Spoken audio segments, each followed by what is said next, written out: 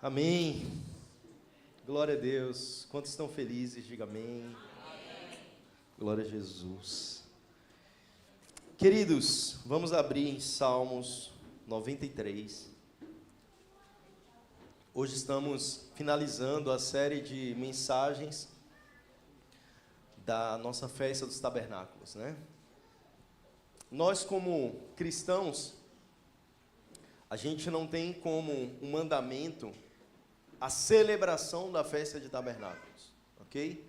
Esse é um mandamento que Deus deu para os judeus.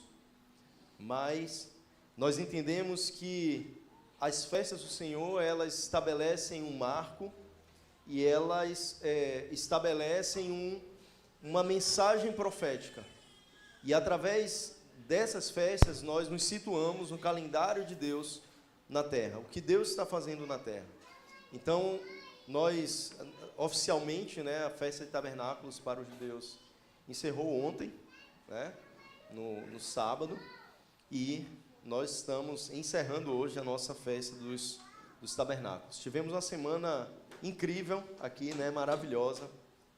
Só teve um dia que eu não consegui vir, mas foi muito precioso cada momento de adoração, cada palavra que o Senhor nos concedeu aqui foi demais edificante. E eu queria hoje fazer um resumo, né, de tudo que a gente viu essa semana, de tudo que a gente ouviu essa semana, e concatenar isso na mensagem de hoje, tá? Hoje nós vamos falar de Deus como um rei. A gente trabalhou nesses dias, desde domingo passado, né, que Deus é o nosso Pai. Depois nós vimos que Deus é amor, que Deus é santo, que Deus é justo, que Deus é poderoso, que Deus é soberano, que Deus é bom. E hoje nós veremos que Deus é rei, tá? Essa é uma característica intrínseca a Ele, que não tem comparação e nem espelho nos reis da terra. Ok? Afinal, nosso Deus é rei antes que tudo existisse. E por isso Ele criou todas as coisas, porque Ele é rei.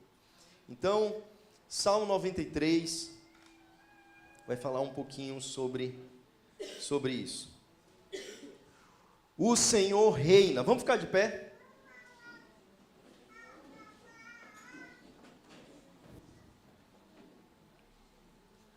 Eu, quando comecei a ler, me veio muito temor no coração. Muito temor. O Senhor reina. Está vestido de majestade. O Senhor se revestiu de força e se preparou. O mundo está firme, não será abalado. Teu trono está firmado desde a antiguidade. Tu existes desde a eternidade. Os rios levantaram, ó Senhor, os rios levantaram o seu ruído, os rios levantaram o seu fragor. O Senhor é mais poderoso nas alturas do que o ruído de águas turbulentas, mais do que as ondas estrondosas do mar. Teus testemunhos são extremamente fiéis. A santidade convém à tua casa, ó Senhor, para sempre. Amém. Amém. Podem assentar.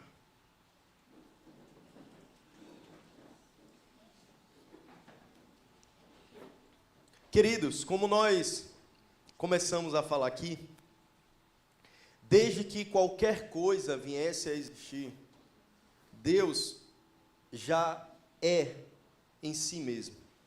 Ele não passou a ser nada. Deus não passou a ser Pai depois que Ele nos criou. Ele eternamente é Pai. Porque o seu Filho, Cristo Jesus, eternamente é o seu Filho. Não teve um momento na eternidade, se a eternidade tem momento, afinal está acima da nossa compreensão, mas falando de uma forma inteligível para a gente, não teve um momento na eternidade que Jesus passou a existir. E então, Deus passou a ser Pai e Jesus passou a ser Filho. Jesus é eterno. O Pai é eternamente Pai de Jesus. E Deus, Ele é eternamente Rei. Afinal, tudo que existia antes de tudo existir, é Ele mesmo. Então, Ele poderia criar, Ele poderia fazer, Ele poderia mandar em qualquer coisa. Afinal, nada ainda tinha sido criado.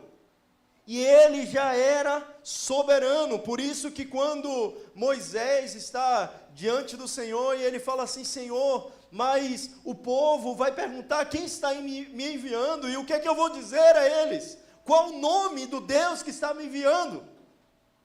E Deus disse: diga a eles que eu sou.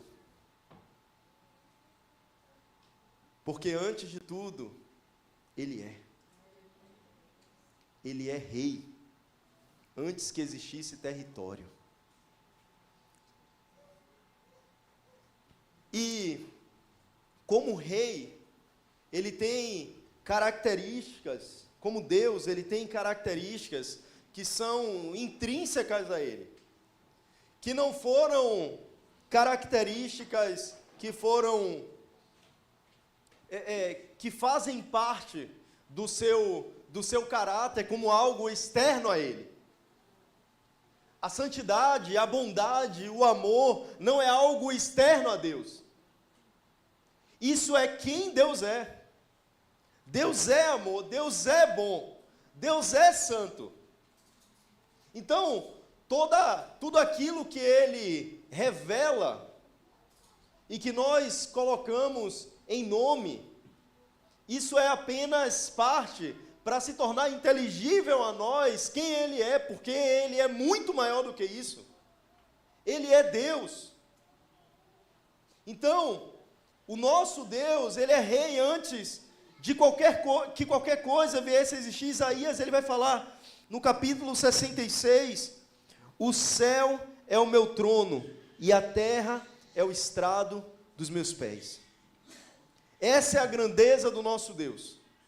O céu é o seu trono e a terra é apenas o estrado dos seus pés. As nuvens são o pó dos pés do nosso Deus. Tamanha a sua grandeza. E aí, Ele como Rei, nós como seu povo, nós temos um problema e uma solução. Deus, em primeiro lugar, Ele é um Rei soberano. E aí eu vou trazer as características do que nós ouvimos aqui nesses dias. Deus é um Deus soberano.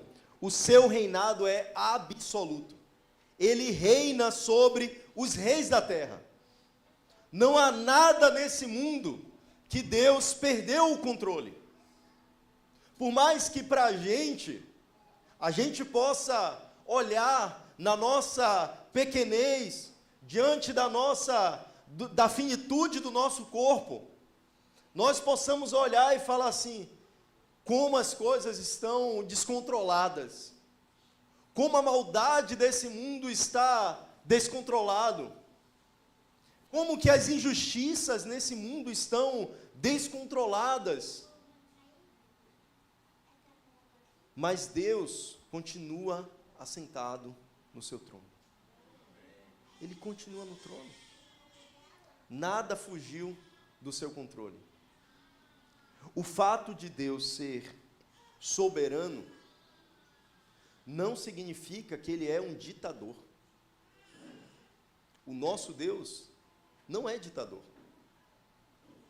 Ele é soberano. E no tempo certo, todas as coisas entrarão na sua perfeita vontade.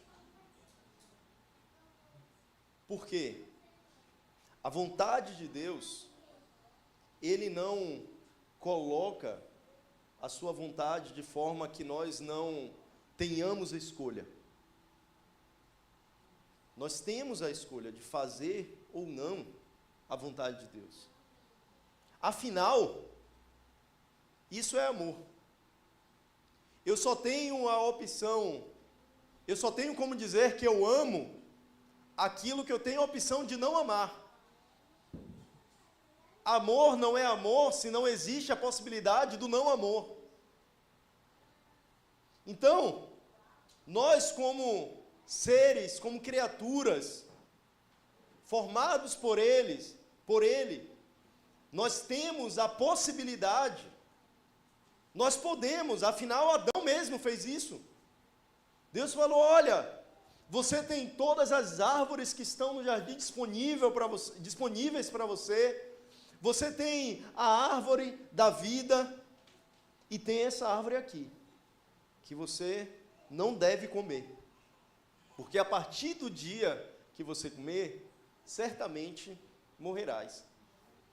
Então Adão, ele teve a escolha de obedecer a Deus ou não obedecer a Deus. Alguns dizem até que Adão foi o único que teve o livre-arbítrio. Por quê? Porque não existia a influência de Satanás sobre a natureza de Adão. Então Adão, de fato, poderia escolher livremente, sem a influência de outro sobre ele. Então Deus não criou Adão como um robô. Deus não criou robôs. Ele não criou seres que ele simplesmente liga o botão e vai fazer o que ele quer e acabou. Não. Ele criou seres à sua imagem e semelhança para se relacionar, para que nós possamos obedecer de forma espontânea, porque o amamos, tal como Ele nos amou. Então, quando Adão, ele peca lá no Éden, a partir daí, a natureza do homem passa a ser uma natureza ruim, pecadora.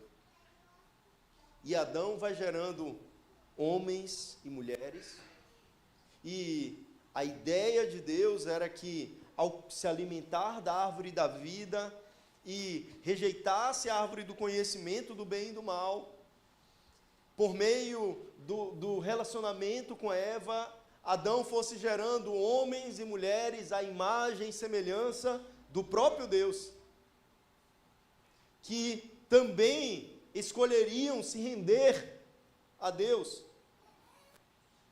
Mas agora começam-se a se multiplicar na terra, homens e mulheres, não mais à imagem e semelhança do próprio Deus, mas homens e mulheres à imagem e semelhança do próprio Adão, pecadores. E o mundo vai se multiplicando com seres humanos que nascem maus, que a única coisa que sabe fazer é o mal, que a única coisa que sabe pensar é o mal, que a única coisa que sabe planejar, que sabe executar é o mal, porque o pecado nos deformou enquanto seres humanos. E isso foi se multiplicando, a ponto que no mundo hoje existem 7, alguns falam de 8 bilhões de pessoas na Terra. 8 bilhões de pessoas, na sua grande maioria, sem estar restaurada. Pessoas más, que fazem o mal, que multiplicam o mal. Mas Deus continua assentado no trono. Ele não perdeu o controle. A sua vontade, Ele não a impõe como um ditador. mas Ele busca nos conquistar para que espontaneamente nós façamos a sua vontade, nós desejemos a sua vontade. Mas Deus, que é soberano, Ele também é santo. E aí Isaías vai declarar no verso 6, verso 3, quando ele teve aquela visão de Deus, e a única coisa que ele conseguia declarar quando ele viu Deus é santo, santo, santo. Ele não conseguiu falar outra coisa acerca de Deus, a não ser que Ele é santo, santo, santo. E nem mesmo os anjos, que não tiveram a influência do pecado, quando eles olham para Deus, eles não conseguem declarar outra coisa, além de santo, santo, santo. Porque é isso que Ele é. Ele não é apenas santo, Ele é santo, santo, santo. Santo, santo, santo, santo. E se nós ficássemos declarando toda a eternidade, santo, santo, santo, santo, não chegaria aos pés de quem Ele é. O nosso Deus, Ele é excelente em santidade. Mas aí, nós temos uma questão. Porque, como Deus é santo,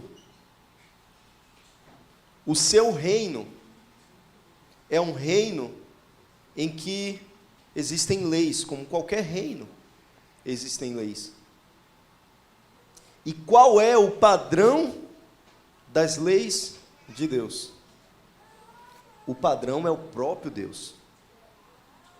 O padrão do reino de Deus é o padrão de santidade. É o padrão que expressa a Ele mesmo.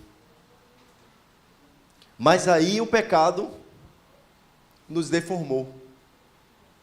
E nós não conseguimos mais fazer a vontade de Deus. Lembra que quando Moisés estava lá no monte, recebendo do Senhor ali os mandamentos, o Senhor faz ali o primeiro mandamento para Moisés: Moisés, diga ao povo, não terás outro Deus. Não terás outro Deus. E aí ele dá os 10 mandamentos e Moisés desce. E quando Moisés desce, o que é que o povo está fazendo? Adorando a um bezerro. Já quebrou o mandamento sem Moisés nem ter chegado lá. Porque a natureza humana é assim, é naturalmente contra Deus. Então, a santidade de Deus é maravilhosa, mas ela estabelece um padrão inalcançável. As leis do Senhor, para nós hoje, são inalcançáveis.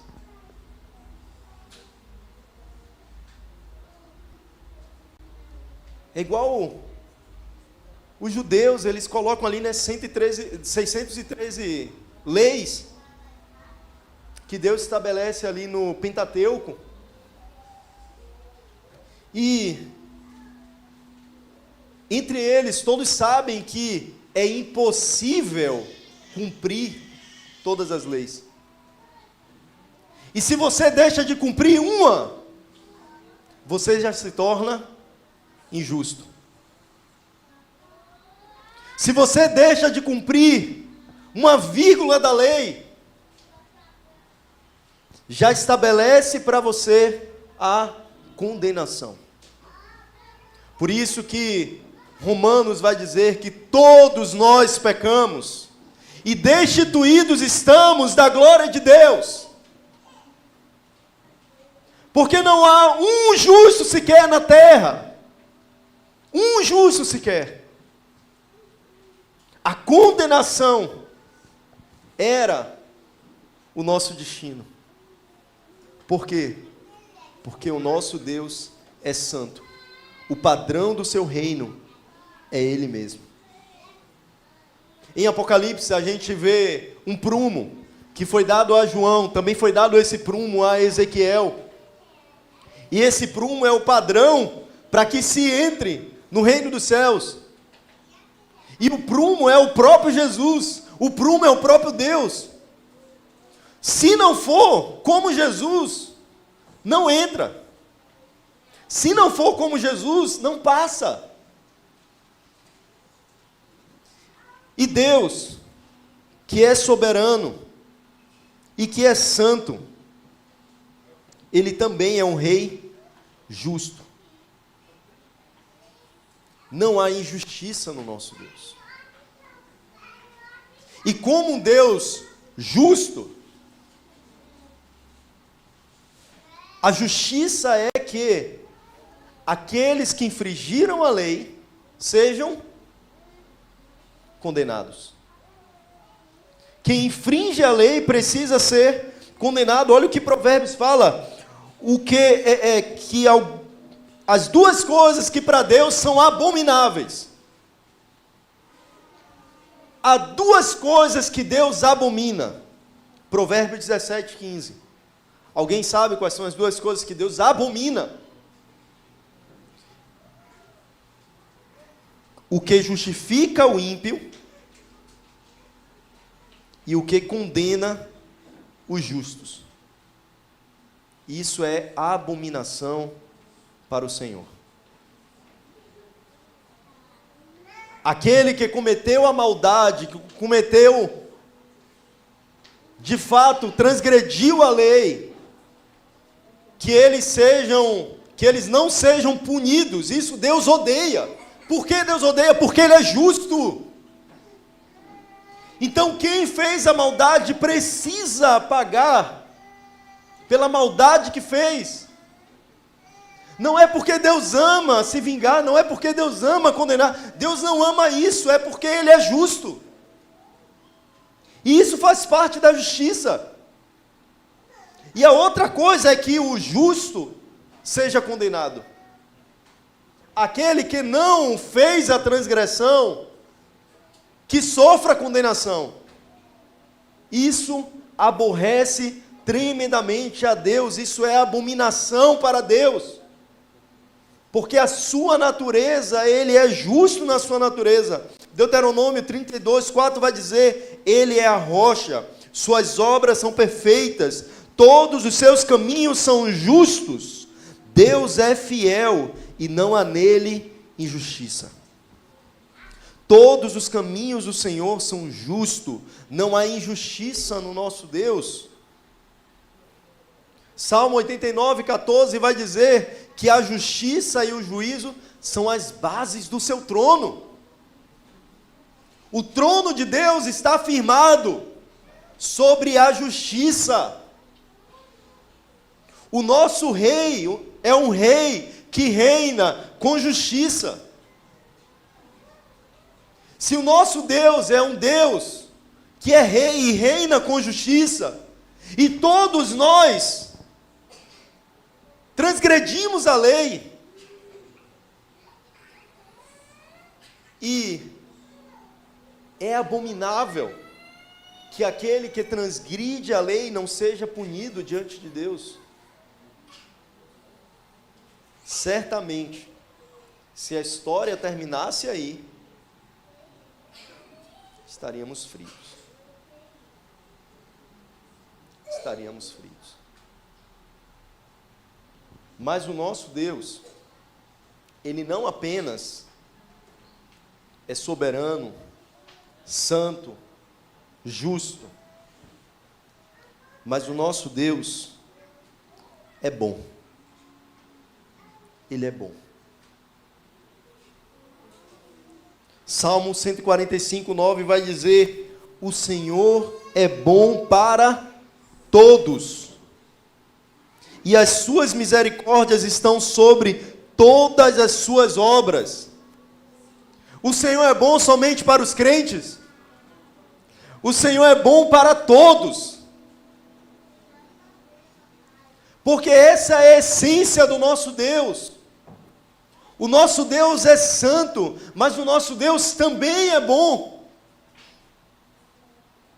Deus não gosta de punir, porque Ele é bom, mas ao mesmo tempo Ele é justo.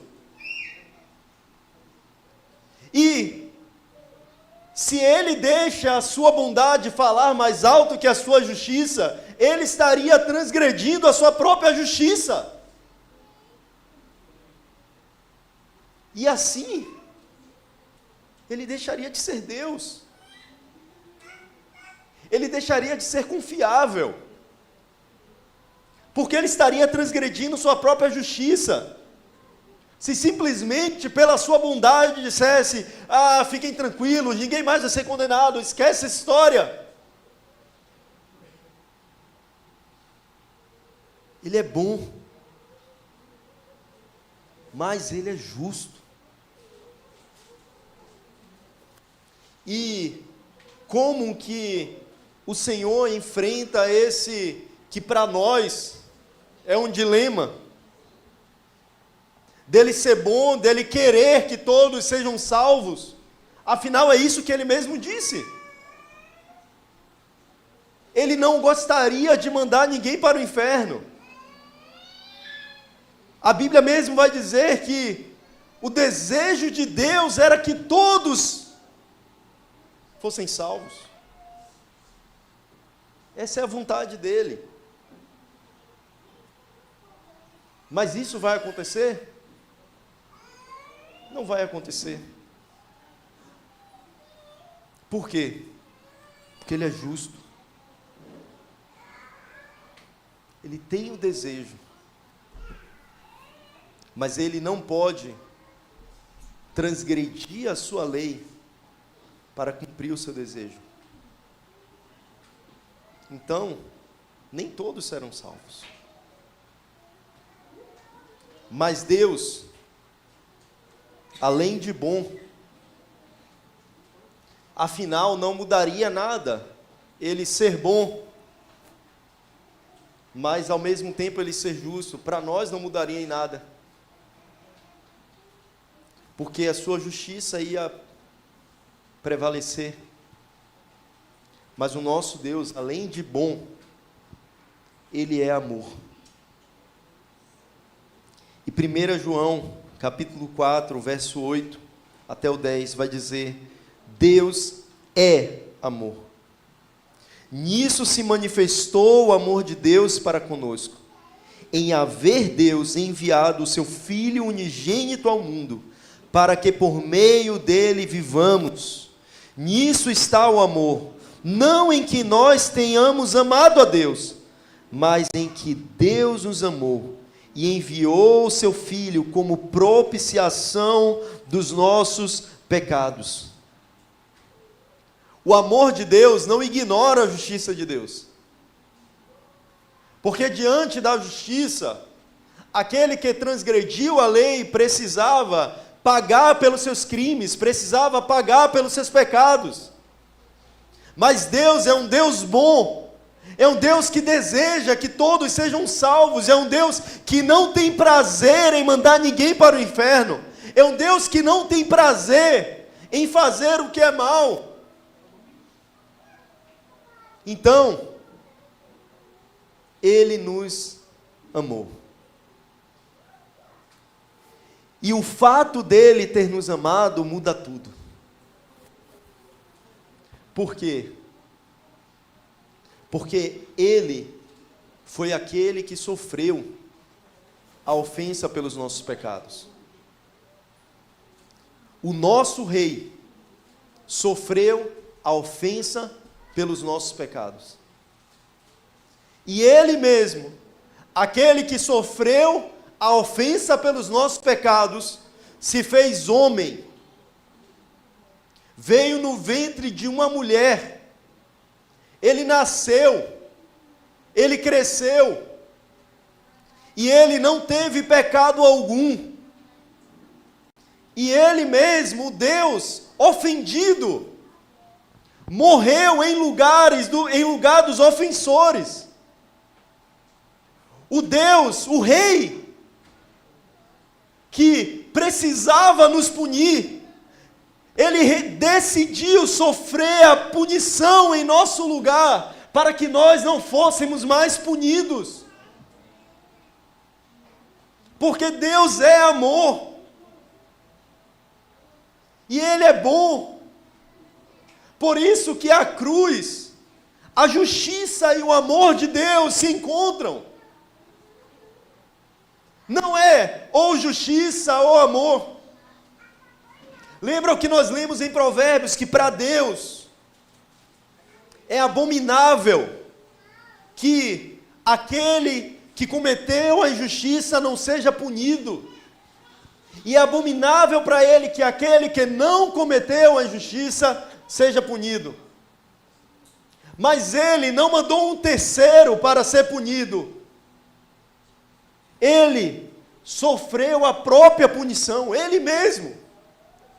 Ele mesmo se enviou para ser punido pelos nossos pecados, não quebrando a sua lei. Ele não quebrou a sua lei.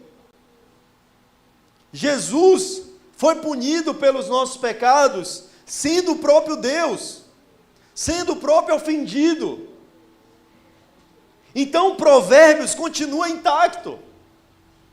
A justiça de Deus não foi manchada na cruz do Calvário.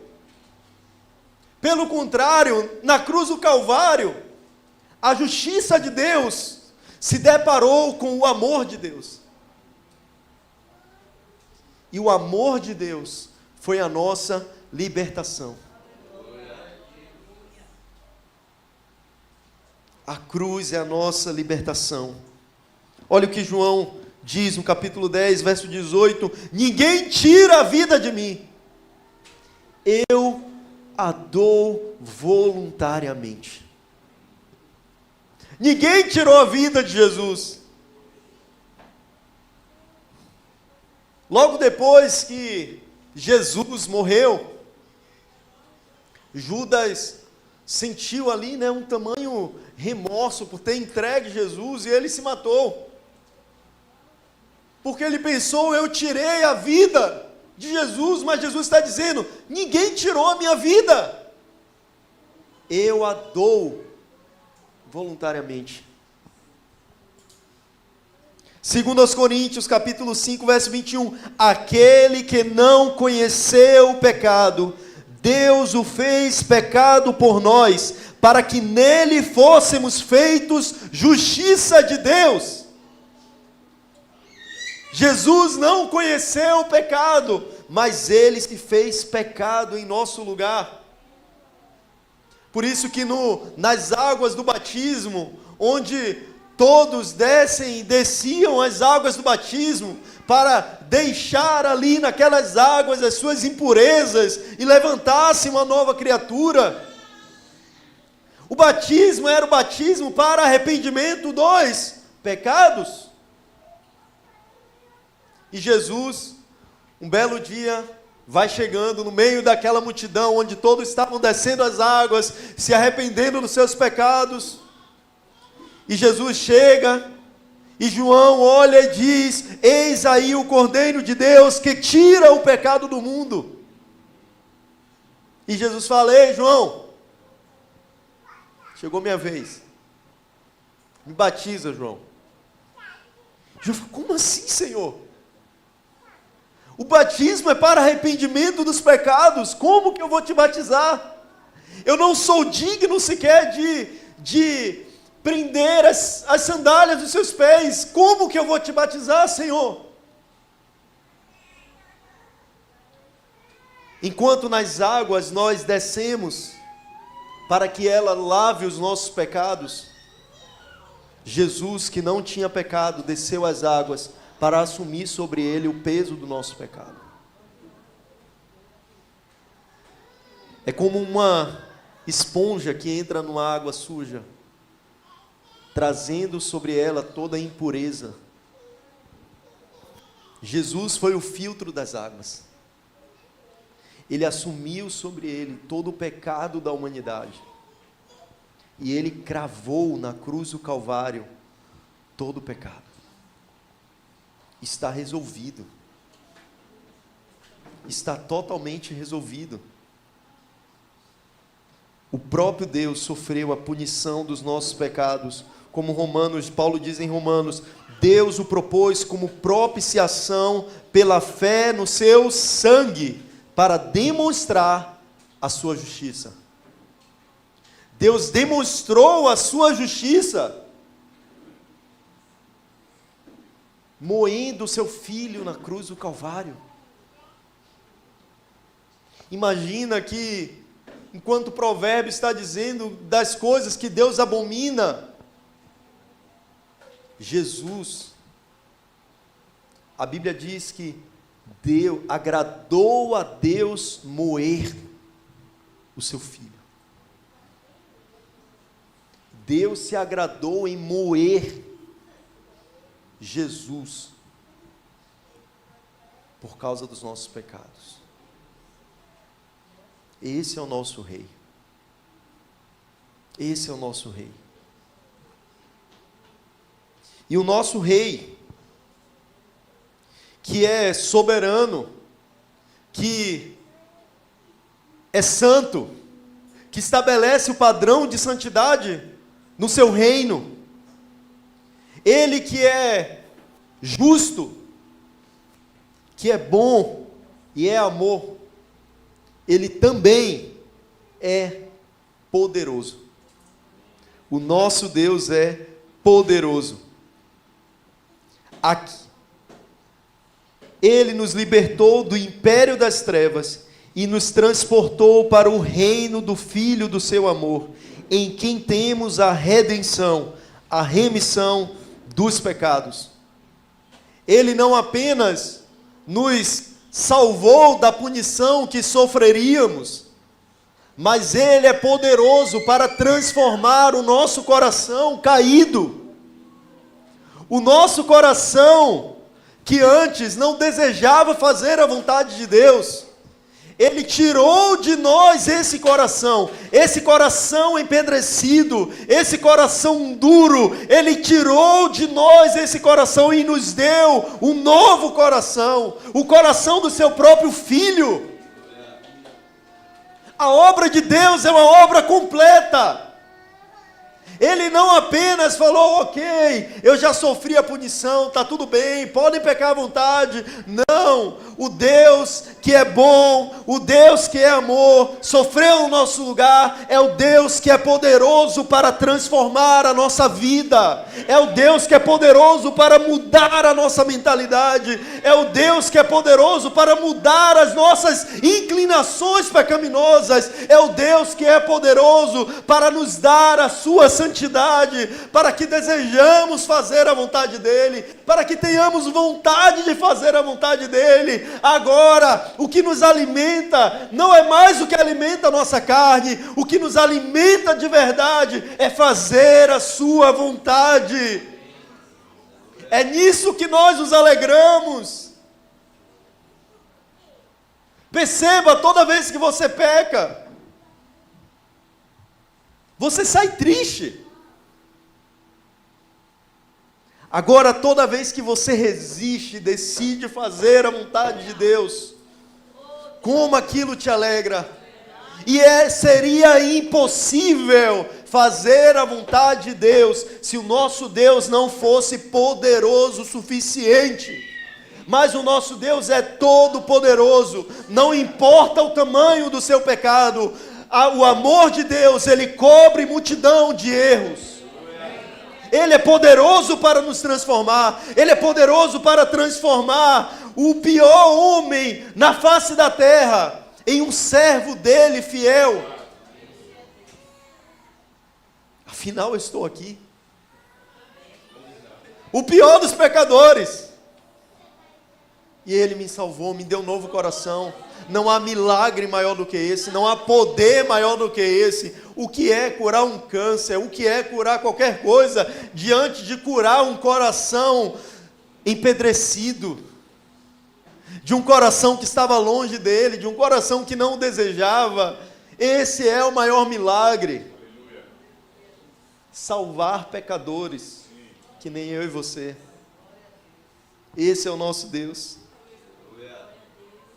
aquele que é poderoso para fazer infinitamente mais do que tudo que pedimos ou pensamos, conforme o seu poder que opera em nós. Ele é poderoso para fazer muito mais, muito mais.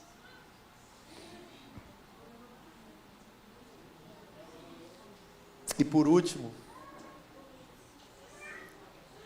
sabe o que é que João diz a respeito do poder de Deus? Que Deus nos deu o seu poder. Ele nos deu o seu poder.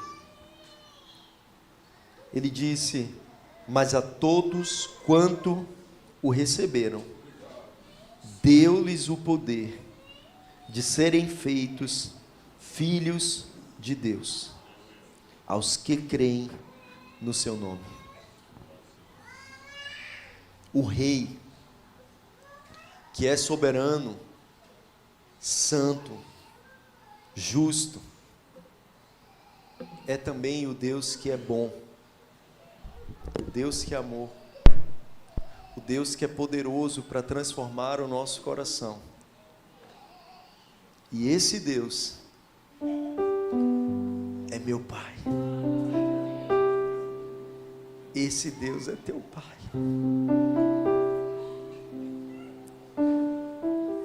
Você tem um Pai bom. Você tem um Pai santo. Um Pai que te ama tanto.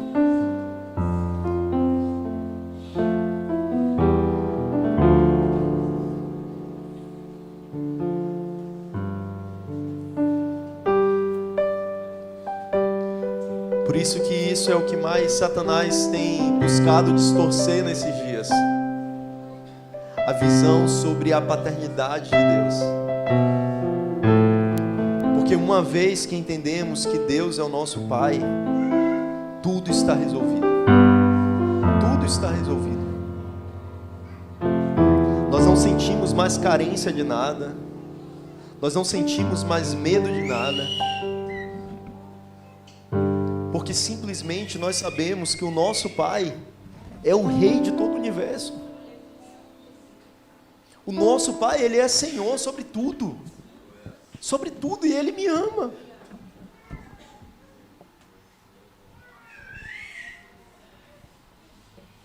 E Paulo vai dizer que nós não recebemos o espírito de escravidão, para outra vez nós andarmos atemorizados, nós andarmos com medo. Nós não recebemos esse espírito, mas nós recebemos o espírito de adoção de filhos, pelo qual clamamos: Abba, Pai. Abba, Pai. Paizinho. O Rei soberano. Nós podemos chegar diante dele e chamá-lo de Pai. Paizinho. Meu Pai.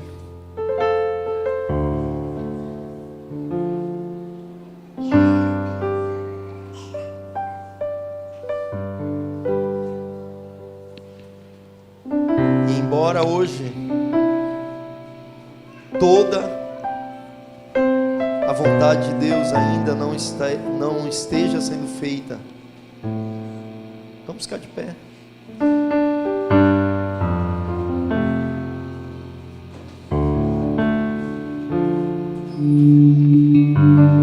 Mas vai chegar o dia em que acontecerá o que João viu.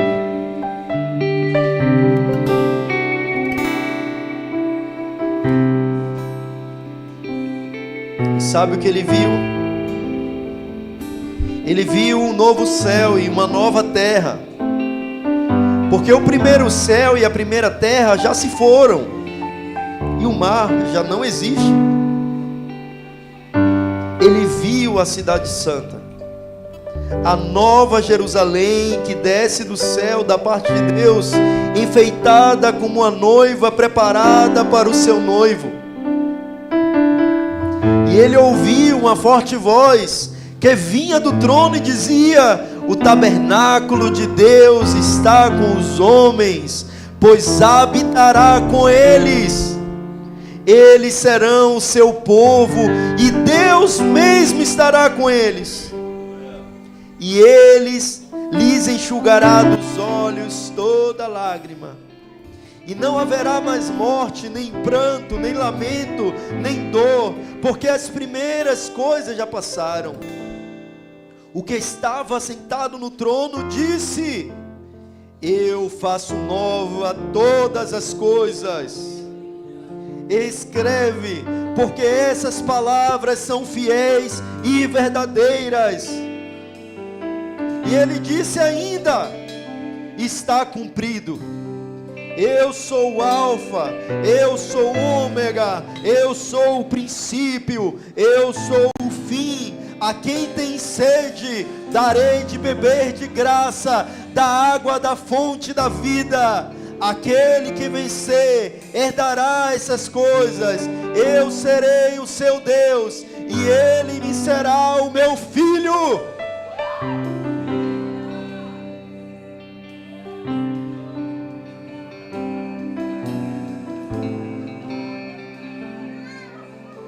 Ele comprou na cruz do Calvário a nossa filiação.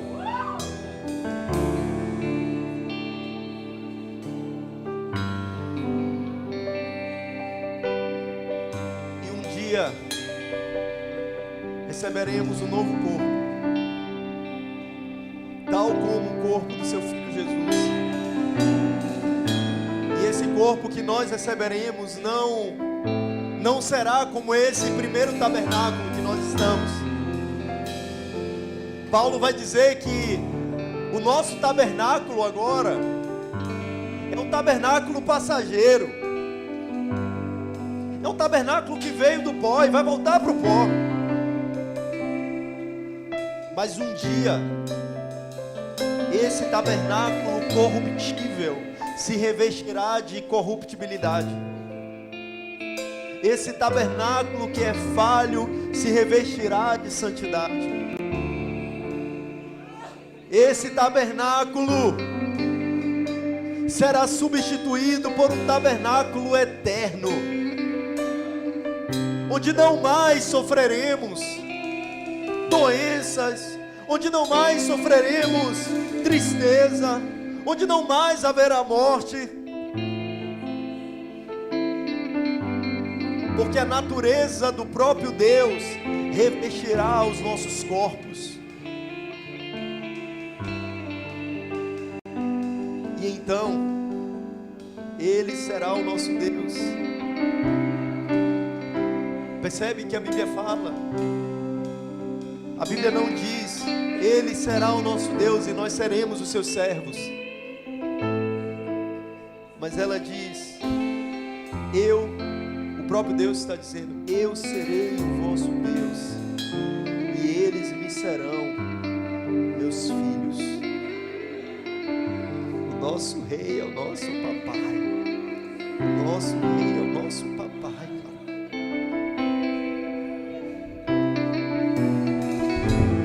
Nós podemos descansar nessa verdade.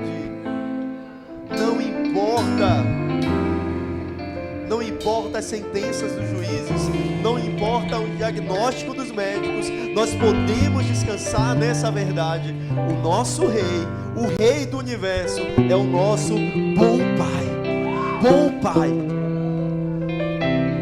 que nos amou e nos comprou, que não feriu a sua justiça, mas pelo contrário, na cruz, a justiça encontra o seu amor e nos gera filhos amados.